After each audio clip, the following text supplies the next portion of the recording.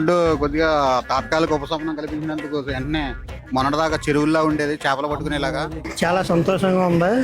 గతంలో చాలా ఇబ్బంది పడ్డారు, చాలా మంది పడిపోయేవారు కూడా, చాలా మంది దెబ్బలు కూడా తగిలి హ్యాపీగా ఫీల్ అవుతున్నారు రోడ్లు వేసాక.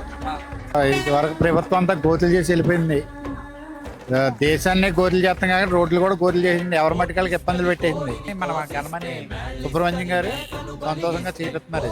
మా ఎక్స్ సర్పంచ్ గారు గణమని వెంకట సుబ్రహ్మణ్యం గారు సొంత డబ్బులతో ఆయన ఇదయ్యి మా ప్రజలు, మా ఉండాదారు గ్రామ ప్రజల యొక్క బాధలు గట్ట చూడలేక ఆయన ఇదయ్యి ఆయన చేస్తున్నారు.